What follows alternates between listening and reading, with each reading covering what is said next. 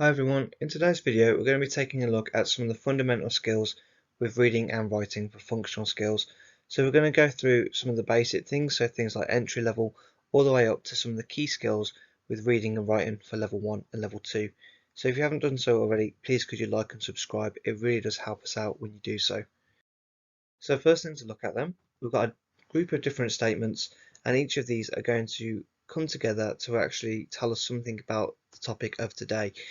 So our first one is the business that we're going to be looking at. It was brought for £1.65 billion just a year and a half after it launched.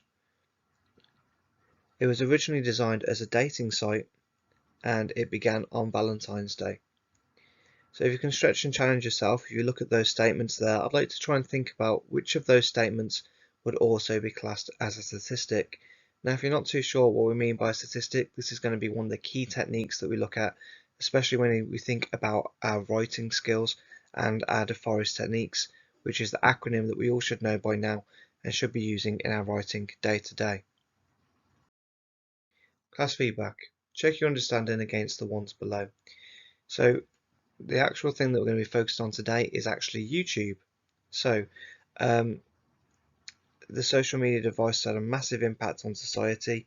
It is something that might even come up in your writing assessment, especially something about social media. So it's a really good thing to take a look at and see how we approach it as well. Now, the business was bought for £1.65 billion just a year and a half after it launched, and that would be the statistic. And this is just one of our DeForest techniques. So what I'd like you to try and do before we move on is try and stretch and challenge yourself. Try and recall any DeForest techniques that you can. If you're still not sure what we mean by this, we're going to go through it in more detail later on in the video. And just think that each one of these letters stands for the key techniques.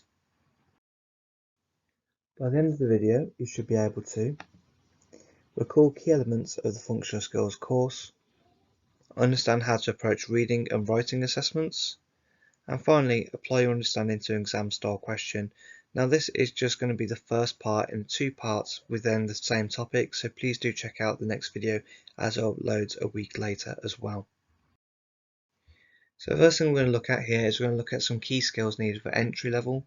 So we're going to focus on singular and plural words and also alphabetical order. This is also really important if your English is a second language, because generally speaking the English language doesn't make a lot of sense, so we need to kind of understand the kind of weird way that it functions in everyday life. So when we have singular and plural words, we have words that only refer to one thing, so that means singular. So for example, man means one single man, whereas men would mean more than one, and that's what we mean when we refer to plural. So a lot of the time in the English language, when you mean more than one, we often just add an S.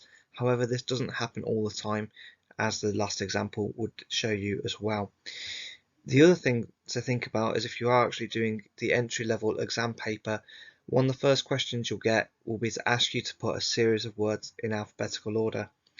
So a good thing to think about with this is if a lot of words start with the same letter, you then need to think about the secondary word. So for example, if it is the word alphabet and then you have the word aardvark, you'd have to have a look. Both of them start with A. What does the next letter stand for and where does that appear in the alphabet? So it's really important to think about the secondary or the tertiary letter and then think about where you go from there and make sure you order them correctly as well. Now if you want to stretch and challenge yourself, please do attempt the entry level questions. All of this can be found in the link below in the description. Class feedback. Check your answers against the ones below. So hopefully by now you would have actually had a look yourself and you would have had a look at the different types of words. If not, it's just really important to familiarise yourself with these kind of words anyway, because it's easily done to get them confused or mixed up. So for our singular words, we have words like pen, car, sheep, man, knife, person, and child. When we take that to being plural, which means more than one, they change ever so slightly. So with a word like pen, nice and simple, you just add the S on the end. Again, the same thing applies to the word cars. However, now it starts to get a bit more complicated when we get to words like sheep and man. So for sheep, the plural of sheep is still sheep, For man, the only thing we're changing, instead of saying M-A-N, we're saying M-E-N, and that means more than one. For knife, this is one that comes up quite often in the exam. People tend to just add an S onto the end of it, and that wouldn't be correct. So instead it should be K-N-I-V-E-S. Number 6, rather than saying person, we say people. And number 7, child, the plural for that would be children. Now, if you're still a little bit confused, please feel free to leave us a comment. If you found this helpful, then let us know and we can include more of these kind of things in our videos. If you are doing level 1, level 2, you don't need to worry about this too much. Just make sure you feel confident about the way things are actually presented with singular and plural words, because it might come back at you when you come and do your writing assessment. Next thing we're going to think about then is we're going to think about plural to singular. So we have books, which obviously means more than one, woman, cactus, fish, teeth, feet, and mice. So to take these ones to be singular, a lot of the time you can just remove the S. So now for number 1 we have book, for number 2 we have woman instead of women. Number 3, instead of saying cactus we say cacti. Fish, just like with sheep, is still fish. Teeth is now going to be tooth. Feet is now going to be foot. And mice is going to be mouse. So those are some of the basic questions that you'll get with the entry level.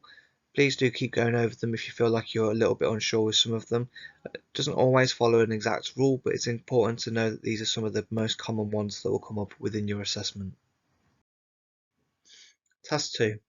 Put the following words in alphabetical order.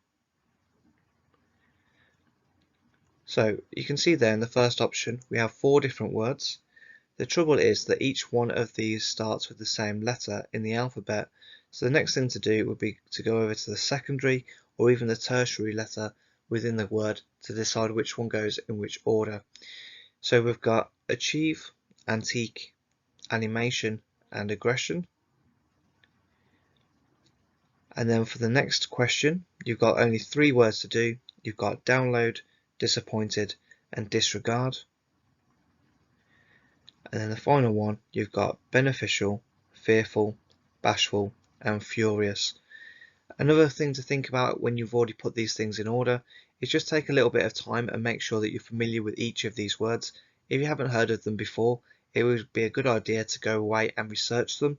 And all of this is just going to add to your vocabulary and make things a little bit easier when you come and approach the actual writing task as well. Class feedback. Check your answers against the ones below. So on the left hand side we have our questions, and then we have the correct order there in the right hand side. So for number 1 we have achieve, aggression, animation, and antique, and the way we know that that's in the right order is because all of these start with A, so we have to go over to our secondary one. We know that C becomes before G, N, or N in the alphabet, and then you just follow that same kind of sequence. For number 2 we have disappointed, disregard, and download. And for number 3 we have bashful, beneficial, fearful, and furious. So again, if you're still not sure what any of these words mean, identify 2 or more that you haven't heard of before and try and look up the definition. If you need any additional support or help, the new videos would be added every single week. Alternatively, leave us a comment below, like and subscribe, and we'll try and get back to you as soon as we can. If you can't find anything on our channel, then please do check out our partner channel, Bookworm Teaching, for more lessons and guidance on all things English. Thanks ever so much for listening, guys, and all the best with your revision and your work in the future. Bye bye.